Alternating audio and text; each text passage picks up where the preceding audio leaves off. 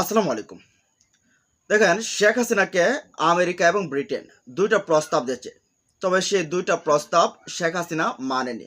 আপনারা জানেন যে ক্ষমতা থেকে যারাই ক্ষমতাচ্যুত হয় তাদের পাশে আমেরিকা এবং ব্রিটেন কিন্তু একটা সময় এসে দাঁড়িয়ে যায়। তাদেরকে কিভাবে ফিরানো যায়, কিভাবে রাজনীতিতে ইতিবাচক করা যায় সেই হিসেব নিকেশটা তারা করে। তারা মনে করে যে গণতন্ত্র আ চলমান থাকতে হলে সবাইকে প্রয়োজন। তো কি প্রস্তাব দিয়েছে সে বিষয়টা মানবজমিন কোট করেছে।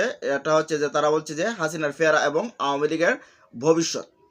তো এটাতে বিস্তারিত তারা আলোচনা করেছে, সেটা আপনাদেরকে একটু শোনাতে চাই যে কি প্রস্তাব দিয়েছেন এবং শেখ হাসিনা কেন রাজি নয়, শেখ হাসিনা কিভাবে ফিরতে চান, কি পরিকল্পনা করছেন সে বিস্তারিত বিষয়গুলো কিন্তু রয়েছে। তো আমরা যদি দেখি যে কোনো প্রস্তাবেই সায় দিচ্ছে না ভারতে অবস্থানরত বাংলাদেশের ক্ষমতাচ্যুত প্রধানমন্ত্রী শেখ হাসিনা। আর তার সামনে দুটো প্রস্তাব। এক প্রস্তাবে বলা হয়েছে আপনাকে নিয়ে পুনরায় আওয়ামী লীগকে সংগঠিত করা সম্ভব নয়। বলতে শেখ হাসিনাকে আর রেখে আওয়ামী লীগকে সংগঠিত করা সম্ভব নয়, এটা আমেরিকা এবং ব্রিটেন তাকে জানিয়ে দিয়েছে। কারণ বাংলাদেশের মানুষ আপনার বিপক্ষে চলে গেছে, যেমনটা হয়েছে ভারতের বেলায়। গণহত্যা চালানোর দায় আপনি অস্বীকার করতে পারবেন না। আপনার বিরুদ্ধে ট্রাইব্যুনালে মামলা চলছে, যা অতি দ্রুত সময়ের মধ্যে ফয়সালা হয়ে যাবে। আর যে মামলায় আপনাকে প্রধান আসামি করা হয়েছে, দালিলিক প্রমাণ সহ একাধিক অভিযোগে আপনি দণ্ডপ্রাপ্ত হতে পারেন। এই অবস্থায় আপনার দেশে ফেরা খুব কঠিন। মিরাকল কিছু না ঘটলে অবস্থার কোনো পরিবর্তন হবে না। বলতে তাদের মতে যে আমেরিকা এবং মার্কিন যুক্তরাষ্ট্র তাদেরকে এই শেখ হাসিনাকে যে ২টা প্রস্তাব দিয়েছেন, একটা প্রস্তাবে স্পষ্ট তারা বলছেন বা বুঝেছেন যে আপনি ক্ষমতা ছেড়ে দেন, আপনার দলের যে দায়িত্বে আছেন সেই দায়িত্ব ছেড়ে দেন। তারপর দ্বিতীয় কি প্রশ্নটা তারা কি প্রস্তাবটা দিয়েছে আমরা একটু দেখি। তাই দ্বিতীয় প্রস্তাবটি বিবেচনা করে দেখতে পারে। প্রস্তাবটি হচ্ছে অন্য কাউকে দায়িত্ব দিতে পারেন, তাতে করে আওয়ামী লীগের ঘুরে দাঁড়ানো সহজ হবে। কেমনে বা কিভাবে সহজ হবে সে বিষয়টাও তারা বলছে। যেমনটা হয়েছিল 1975 সালে বাকশাল গঠন করে আওয়ামী লীগের অস্তিত্ব বিলোপ করা হয়েছিল। 15ই আগস্টের পট পরিবর্তনের পর বাকশালের সমাপ্তি ঘটে। প্রেসিডেন্ট জিয়াউর রহমান পুনরায় দল গঠনের সুযোগ দেন। সৈয়দা জোহরা তাজউদ্দিনের নেতৃত্বে আওয়ামী লীগ সংগঠিত হয়। তখনও আপনি ভারতে অবস্থান করেছিলেন। বলতে ওই সময়টাতেও শেখ হাসিনা ভারতেই কিন্তু অবস্থান করেছিলেন। তারা এই বিষয়টাও কিন্তু কোট করেছেন, মার্কিন যুক্তরাষ্ট্র এবং ব্রিটেন এই বিষয়টাও কোট করেছেন যে তখনকার সময় কিন্তু আপনাকে আনা হয়েছিল বিকল্প নেতৃত্বের মাধ্যমে, আর এখন আপনাকে ফিরতে হলে সেভাবে আসতে হবে। এর মধ্যে 1979 সালে জাতীয় সংসদ নির্বাচন অনুষ্ঠিত হয়। সেই নির্বাচনে আওয়ামী লীগ 39টি আসন লাভ করে। তখন সংসদ নেতৃত্ব দেন প্রয়াত অ্যাডভোকেট আসাদুজ্জামান খান। সংসদে আপনার ফেরা নিয়ে বিরতিহীনভাবে আওয়াজ তুলেন আওয়ামী লীগের সংসদ সদস্যরা। সব দলের অংশগ্রহণে গঠিত ওই সংসদ ছিল প্রাণবন্তর।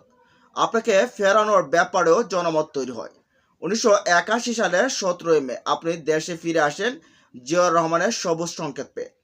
এরপর আপনি ক্ষমতায় গেছেন নানা প্রক্রিয়ার মধ্য দিয়ে, যেটা দেশবাসী ইতিমধ্যে জানে বা তারা সবাই জানে, জনগণ জানে যে কিভাবে তিনি গেছেন। তো তারা বলছে যে বর্তমান পরিস্থিতি পাল্টে গেছে, এখন তরুণদের হাতে নেতৃত্ব। বড় রাজনৈতিক দলগুলো চাইলেও আপনাকে ফেরানোর ব্যাপারে সায় দিতে পারবে না। দুটো পশ্চিমা শক্তি অতি সম্প্রতি এ প্রস্তাব দিয়ে হাসিনাকে সংশ্লিষ্টদের সঙ্গে কথা বলছেন। বলতে এই সংশ্লিষ্ট এই পশ্চিমা শক্তির ভিতরে একটা হচ্ছে মার্কিন যুক্তরাষ্ট্র, আর একটা হচ্ছে যুক্তরাজ্য বলতে ব্রিটেন।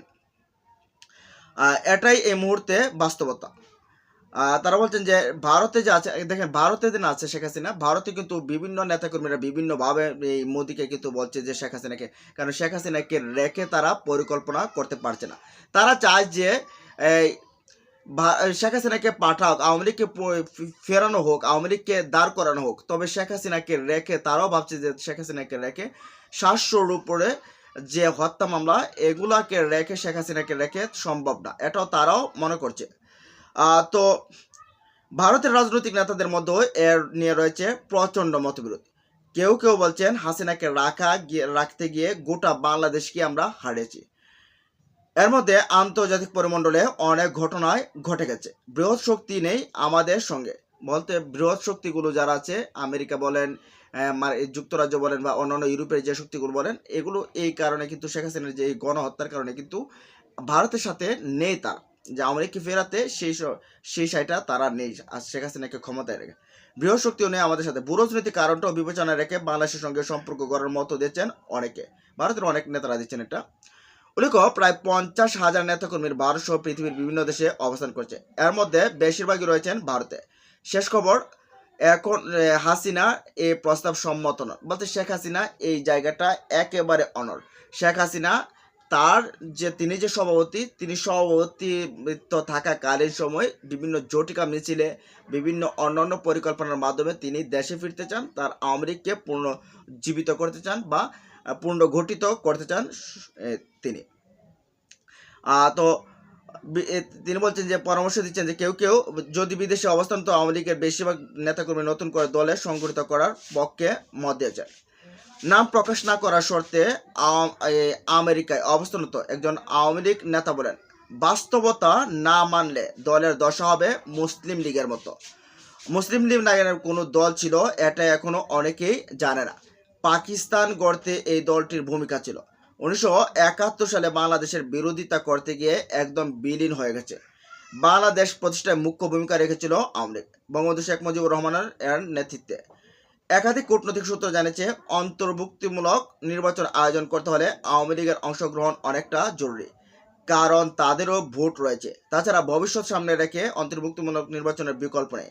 আওয়ামী লীগের কার্যক্রম এখন নিষিদ্ধ। এই অবস্থায় আগামী নির্বাচনে অংশ নেওয়া তাদের পক্ষে আইনত সম্ভব হবে না।